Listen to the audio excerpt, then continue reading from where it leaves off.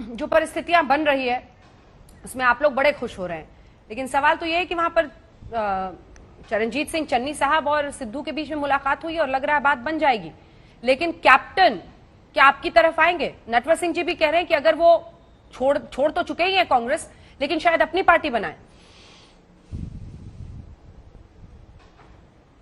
देखिए, कैप्टन साहब क्या करेंगे इस विषय में तो कोई कैप्टन साहब का आधिकारिक प्रवक्ता बता सकता है।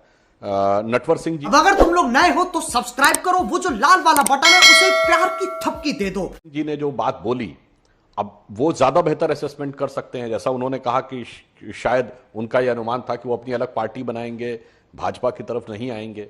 हो सकता है ऐसा निर्णय। मैं उनकी बात जो उन्होंने कहा है तो मैं उसको मानता हूं कि उनका अनुभव भी अधिक है और उनके संबंध भी निकट हैं, तो हो सकता है उनका असेसमेंट सही हो। अब मेरा यह कहना है अंजना जी, केवल एक ही 2 हफ्ते पहले की तो बात है जब हम लोग ये सुनते थे कि कैप्टन साहब और सिद्धू में बातचीत चल रही है कि समाधान निकल आएगा, और परिवर्तन होने के बाद अब चन्नी और सिद्धू के बीच में बातचीत चलने लगी।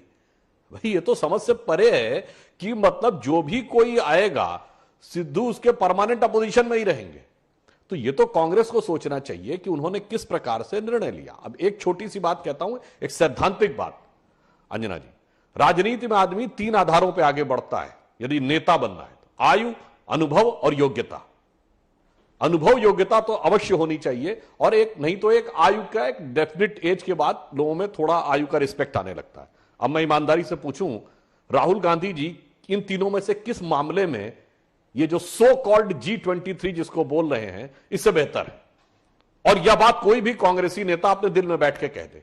बस यही एक अंतर होता है कि जब आप ईमानदारी से नैसर्गिक नेतृत्व नहीं खड़ा करते हैं तो समस्या होती है। बहुत कम लोगों को पता होगा, आज हम 2021 में बैठे हैं अंजना जी। मोतीलाल नेहरू जी 1919 में कांग्रेस के अध्यक्ष थे। 100 साल से इस परिवार के ऊपर परिवार का कांग्रेस पे वर्चस्व है। सीडब्ल्यूसी पहली बार 1920 के नागपुर कांग्रेस सेशन में सीडब्ल्यूसी का गठन किया गया था। सीडब्ल्यूसी पर भी लगभग 20 साल से इनके परिवार का वर्चस्व है, और उसके बाद भी यदि यह नियंत्रण नहीं कर पा रहे हैं तो उसका कारण जानते हैं क्या है?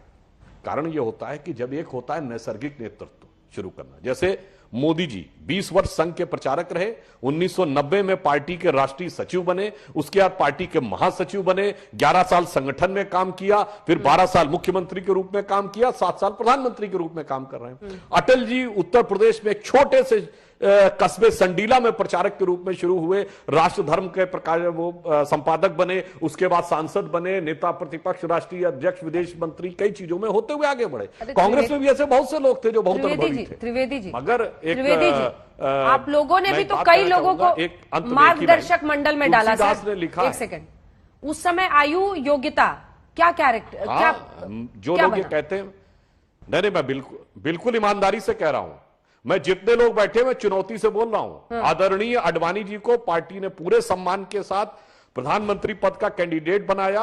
वो 83 वर्ष की आयु में प्रधानमंत्री के कैंडिडेट बने। विश्व के इतिहास में कोई भी व्यक्ति इस आयु में प्रधानमंत्री का कैंडिडेट नहीं बना है। कोई बता दे, जितने लोग बैठे यहां पर बैठे हुए, 83 इयर्स की एज में कोई पीएम प्राइम मिनिस्टर का कैंडिडेट दुनिया के किसी देश में रहा हो। उसके बाद उन्होंने स्वेच्छा से उस विषय को अलग किया। पार्टी ने कभी उनका असम्मान नहीं किया। मोदी जी ने जाकर उनसे आशीर्वाद लिया, और आज भी हम लोग सब स्वीकार करते हैं इस बात को। खत्म, bye bye, tata, goodbye, गया।